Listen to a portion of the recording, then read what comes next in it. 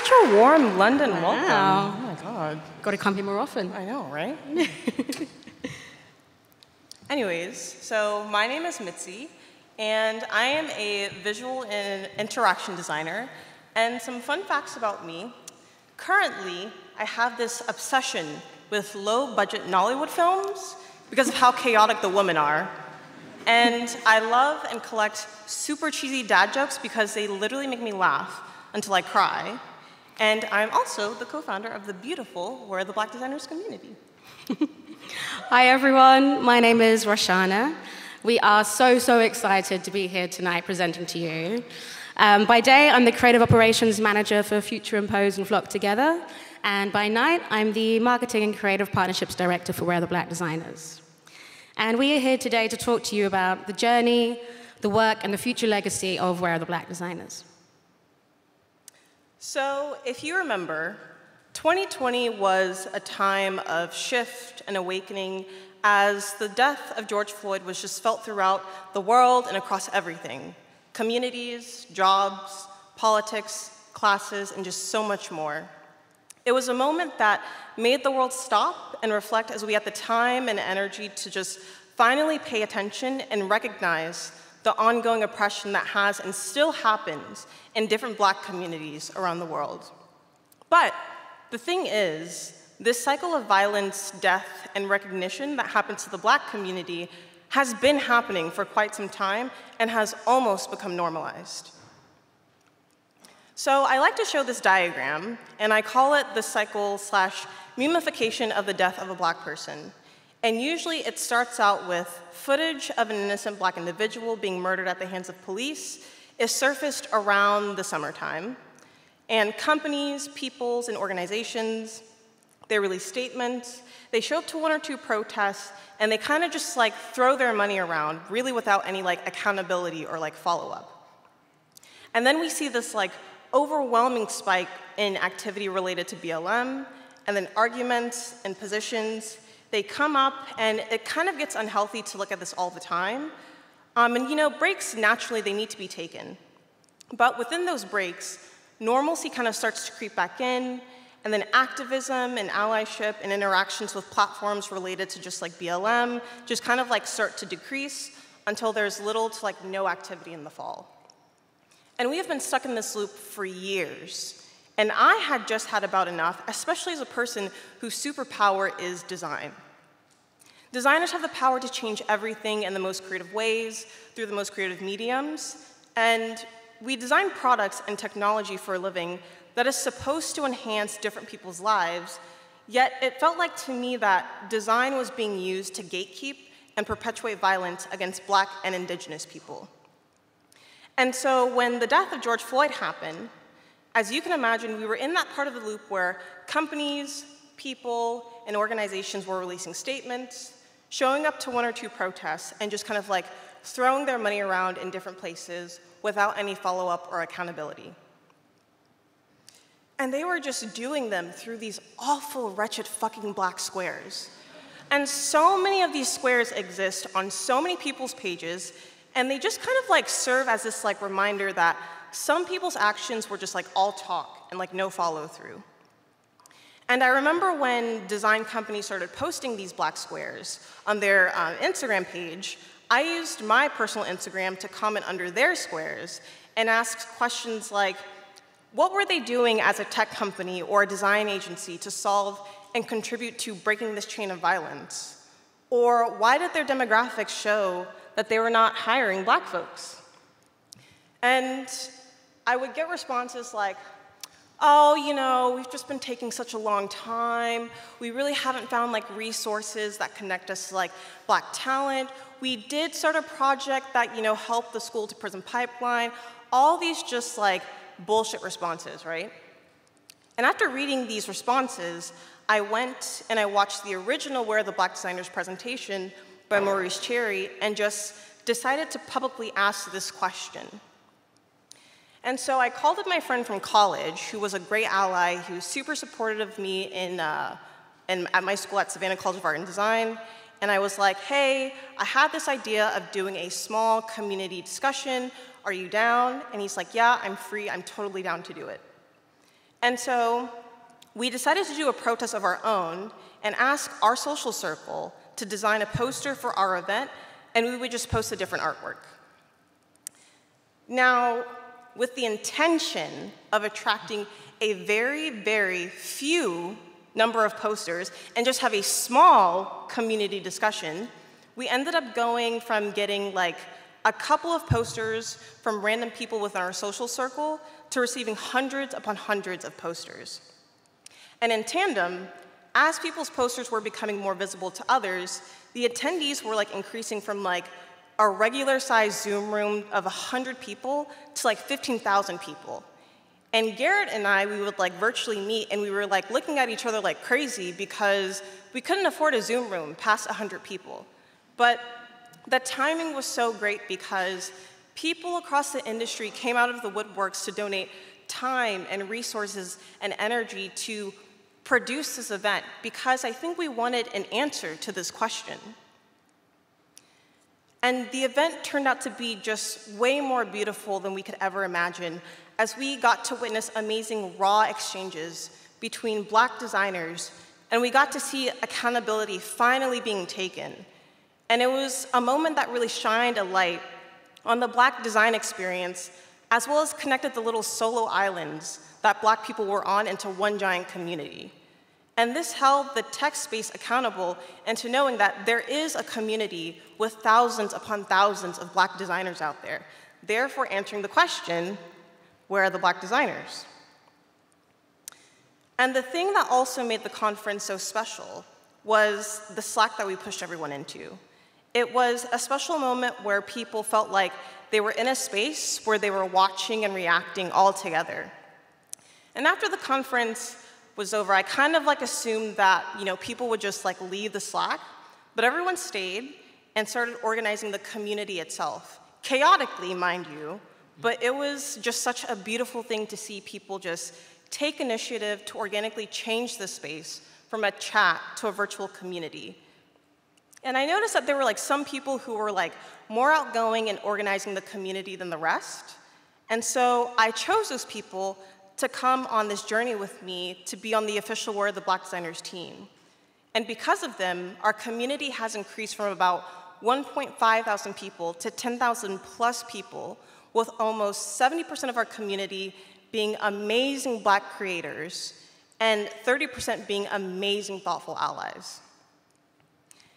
And as a small team of Black and allied professionals with our skills and passion, we have been able to just execute and accomplish so much. And with time and patience and hard work, we established ourselves as a nonprofit that exists to heal, support, and amplify Black creators.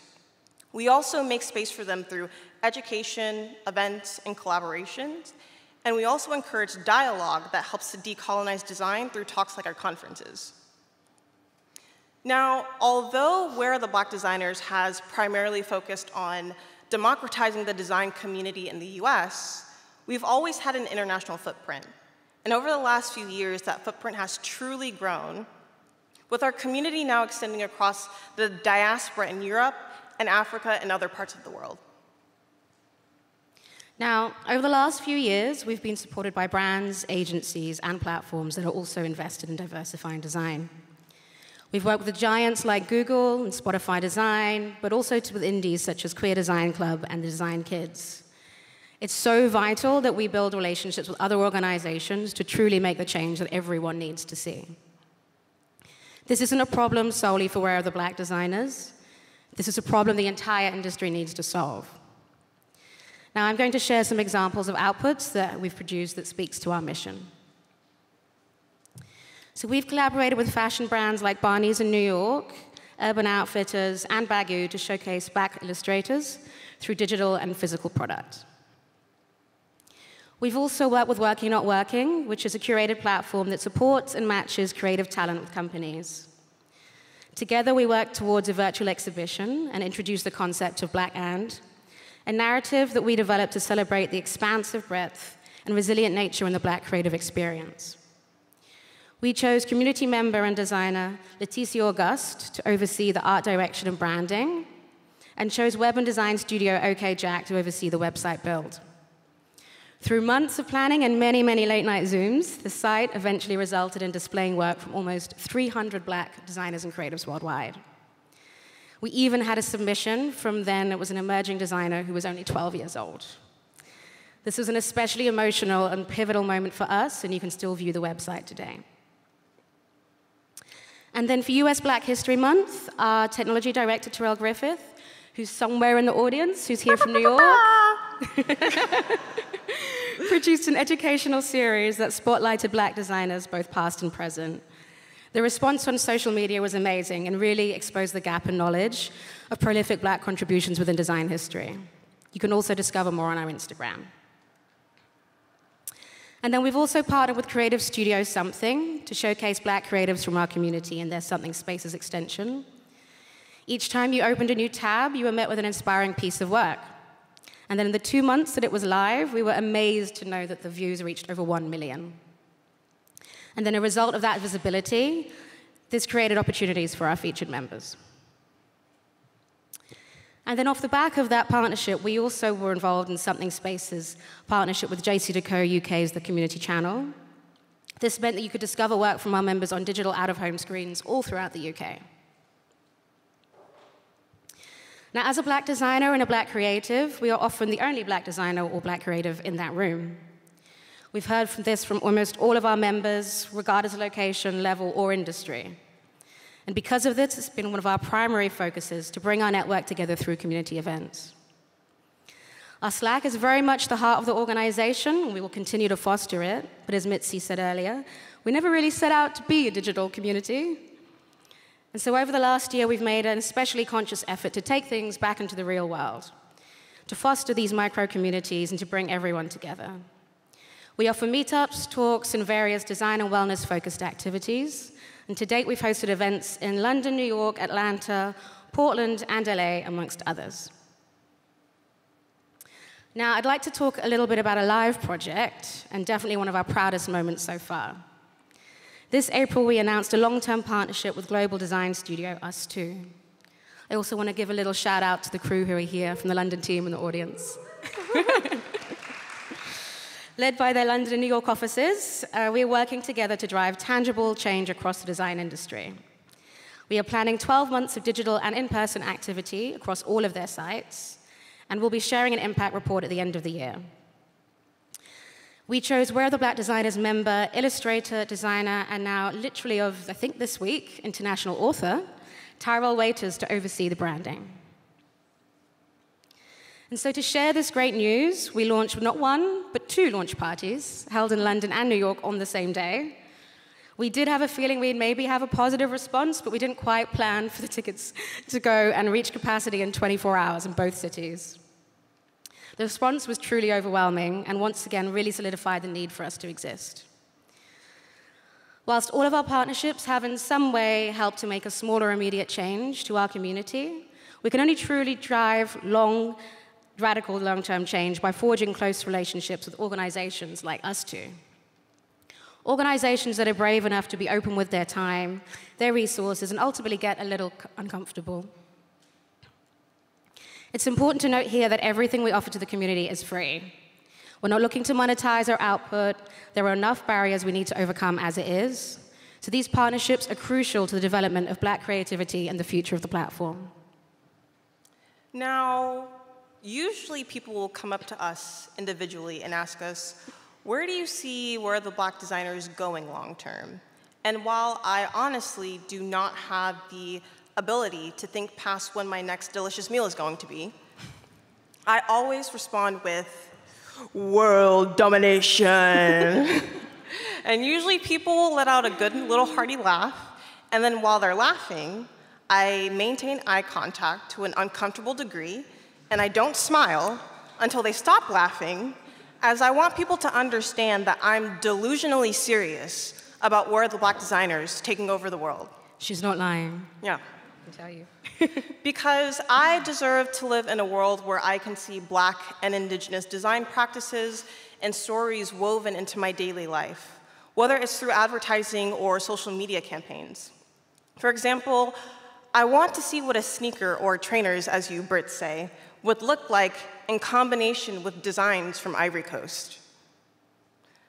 And I need and deserve to know what our world and products would look like if we actually included Black designers and their design and creative history into our own design education processes and curriculums. And how would the way we visually communicate and express ourselves affect people if we really took the time to learn, acknowledge, and advocate for this spectrum of Blackness in the creative and tech space?